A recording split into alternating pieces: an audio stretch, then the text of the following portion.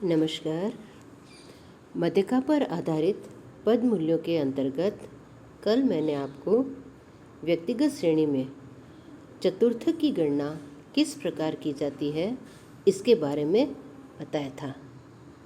आज हम अखंडित श्रेणी में चतुर्थक की गणना किस प्रकार करते हैं उसके बारे में हम देखेंगे।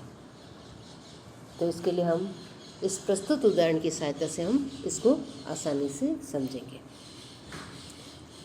प्रस्तुत उदाहरण, calculate the value of Q1 and Q3 from the following data.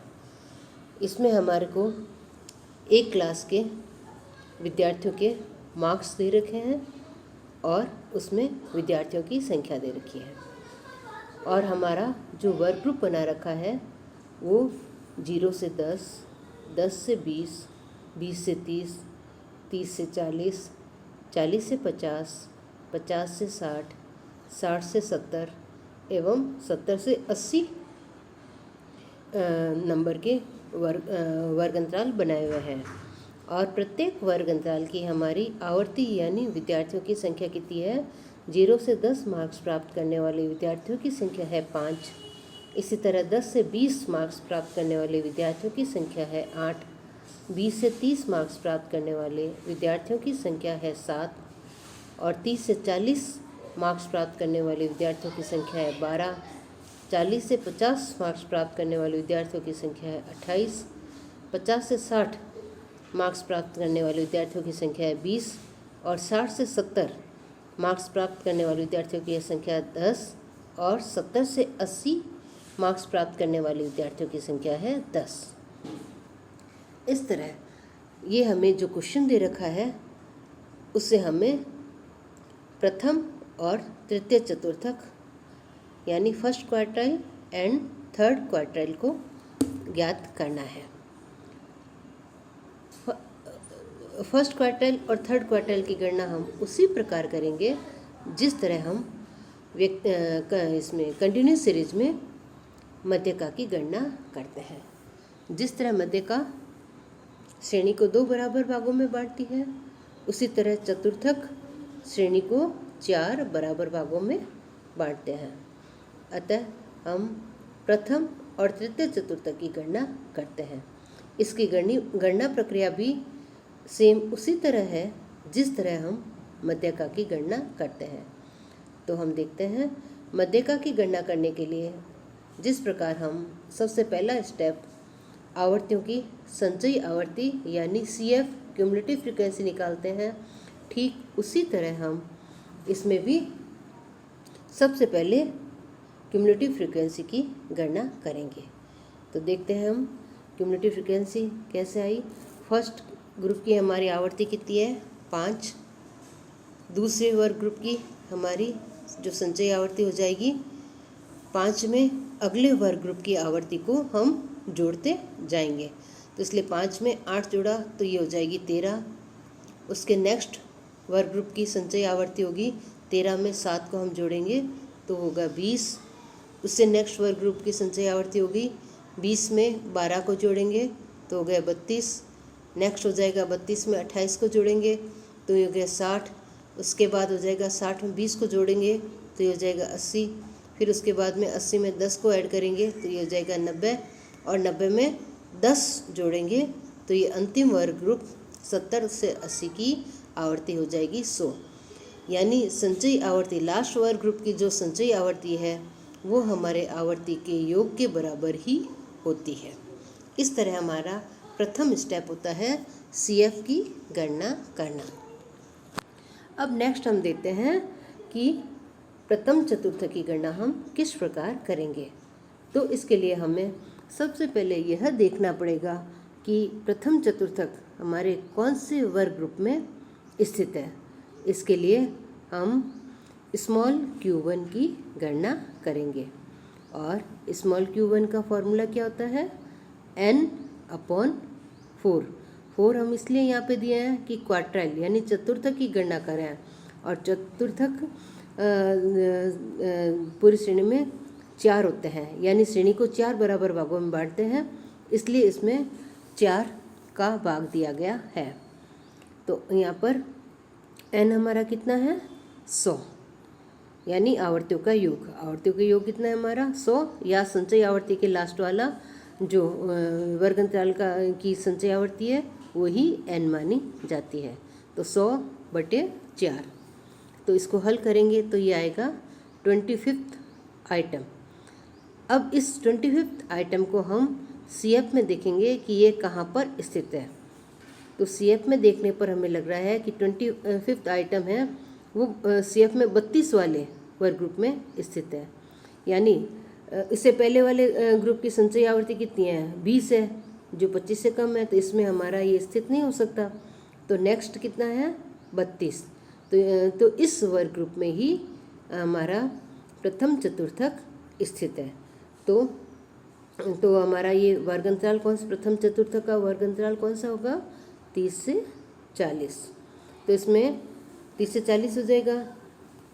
अब हम ये वर्ग ग्रुप की तो हमने देख लिया कि कौन से वर्ग ग्रुप में हमारी प्रथम चतुर्थक स्थित है, इसकी गणना कर ली। अब हम सूत्र का प्रयोग करेंगे। तो इसका सूत्र भी मध्यका वाला सूत्र ही है, बस मामूली सा हमें थोड़ा सा चेंज करना है। क्या है कि वही सूत्र Q1 की गणना करनी है, इसलिए हम capital Q1 = L1 + I/F into, यहाँ पर हम जो स्मॉल मध्यका निकालने के लिए स्मॉल m लेते थे, उसकी जगह अब हमें क्या निकालना है, क्वार्टाइल फर्स्ट निकालना है। तो स्मॉल Q1 देंगे, स्मॉल Q1 - C। यहाँ पर L1 है हमारे जिस वर्ग ग्रुप में हमारा क्वार्टाइल स्थित है, उस वर्ग ग्रुप की निचली सीमा अर्थात 30। I है हमारा वर्ग अंतराल। तो इस सीरीज में हमारा वर्ग अंतराल कितने कितने का है 10 का। तो I हो गया 10। F का मतलब है जिस वर्ग ग्रुप में हमारा फर्स्ट क्वार्टाइल स्थित है, उस ग्रुप के सामने वाली आवर्ती, यानी वर्ग ग्रुप 30 से 40 की आवर्ती कौन सी है 12। तो F हो जाएगा 12 इंटू, ये हो गया हमारा स्मॉल Q1 हमने निकाला था, कितना आया था 25। तो 25 माइनस C का तात्पर्य है जिस वर्ग अंतराल में हमारा Q1 स्थित है, उससे पहले वाले वर्ग अंतराल की संचयी आवर्ती, यानी 32 से जस्ट पहले की संचयी आवर्ती कितनी है 20। तो ये हो जाएगा C होगा 20। अब इस वैल्यू को हम फॉर्मूले में पुटअप करते हैं। तो कितना आ जाएगा हमारा L1 30 प्लस I हो जाएगा 10/F हो जाएगा 12 इंटू Q1 हो जाएगा 25 माइनस C हो जाएगा 20। इस तरह से वैल्यू पुटअप करके हम इसको सॉल्व करेंगे। तो सॉल्व करेंगे तो ये आएगा हमारा 30 प्लस 10/12 इंटू 25 में से 20 के 5। तो इस तरह से 10/12 इंटू 5 को जब हल करेंगे तो इसको हल करने पर आएगा 4.17। तो हम नेक्स्ट स्टेप होगा 30 प्लस 4.17, इसको 30 में जोड़ने पर ये हो जाएगा 34.17। यही हमारा आंसर होगा, अर्थात प्रथम चतुर्थक यानी Q1 का मान है 34.17। अब नेक्स्ट स्टेप चलते हैं हम Q3 की गणना करना। तो Q3 निकालना है। तो Q3 निकालने के लिए हमें सबसे पहले ये देखना पड़ेगा कि Q3 हमारे कौन से वर्ग ग्रुप में स्थित है। तो इसके लिए हमें प्रोसेस वही अपनाना पड़ेगा जैसे हमने Q1 निकालने के लिए किया। वो Q1 था इसलिए हमने n/4 किया। ये हमने Q3 निकाल रहे हैं तो n के बाहर 3 लिख देंगे, यानी 3 से n को मल्टीप्लाई कर देंगे, यानी तीसरा Q3। तो 3n/4। तो इसमें हम देखते हैं कितना आएगा। तो 3 इंटू n हमारा कितना है 100। तो 3 इंटू 100/4। इस तरह से हम इसको सॉल्व करेंगे तो 3 × 100 करेंगे 300, 300/4 ये बराबर हो जाएगा 75 आइटम, 75th आइटम, यानी 75वें पद का मूल्य। अब हम देखेंगे यह 75वां पद संचयी आवर्ती में कहाँ पर स्थित है। तो देखिए, संचयी आवर्ती देखने पर हमें लगता है कि 75वां पद संचयी आवर्ती में 80, जहाँ संचयी आवर्ती 80 आई है उसके अंतर्गत स्थित है, क्योंकि इससे पहले वाले वर्ग अंतराल की संचयी आवर्ती तो 60 ही है, जो 75 से कम है। तो उसके जस्ट बाद वाला कितना है, 80। तो इसी वर्ग ग्रुप में हमारा Q3 स्थित है। तो ये वर्ग अंतराल हुआ हमारा 50 से 60। इसके सामने वाला वर्ग ग्रुप कौन सा है, 50 से 60। तो Q3 हमारा 50 से 60 वाले वर्ग ग्रुप में स्थित है। अब हमने ये वर्ग ग्रुप तो निकाल लिया कि कौन से वर्ग ग्रुप में हमारा Q3 स्थित है। अब हम फॉर्मूला पुटअप करते हैं। तो Q3 निकालने का फॉर्मूला हमारा क्या है, वही L1 + I/F इंटू, यहाँ पर हम क्या निकाल रहे हैं, Q3, इसलिए यहाँ पर लिखेंगे स्मॉल q3 - C। अब देखते हैं कि वैल्यू क्या है। L1 हमारा कितना है, यहाँ पर 50 से 60 वाले वर्ग ग्रुप में हमारा Q3 स्थित है। तो इसलिए L1 यानी निचली सीमा, इस वर्ग अंतराल की निचली सीमा कितनी है, 50। तो L1 हो जाएगा 50। I फॉर क्लास इंटरवल वो हमारा है यहाँ पर 10 का, और F है हमारा जिस वर्ग अंतराल में हमारा तृतीय चतुर्थक यानी Q3 स्थित है उस वर्ग अंतराल की आवर्ती यानी 20। और Q3 का मान हमने निकाल ही लिया, 75 है।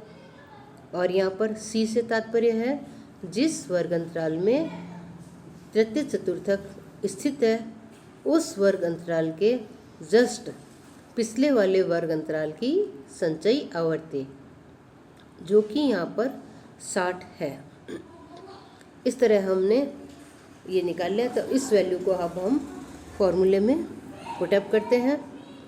तो देखिए, L1 की जगह आ गया 50 प्लस I की जगह आ गया हमारा 10 अपॉन F की जगह आ गया 20 इंटू Q3 की जगह आ गया हमारा 75 माइनस C होगा यहाँ पर 60। इस तरह हम इसकी वैल्यू रख देते हैं। अब इसको सॉल्व करते हैं हम। तो 50 प्लस 10/20 इंटू 75 में से 60 माइनस करेंगे तो कितना बचेगा, 15। अब इस 15 को ऊपर 10 से गुणा कर देंगे तो ये हो जाएगा 150। 150 को 20 से जब हम डिवाइड करेंगे तो ये आएगा 7.5। तो नेक्स्ट स्टेप होगा हमारा 50 प्लस 7.5, ये इक्वल टू हो जाएगा हमारा ऐड करने पर 57.5 यानी 57.5 हमारे तृतीय चतुर्थक का मान होगा। इस तरह हम कंटिन्यूस सीरीज में प्रथम और तृतीय चतुर्थक की गणना करते हैं। अब इसी तरह यदि मध्यका पर आधारित अन्य मान है जो पंचमक है, अष्टमक है, दशमक है या शतमक की गणना करनी हो तो इसी फॉर्मूले के आधार पर हम अन्य मानों की भी गणना करेंगे।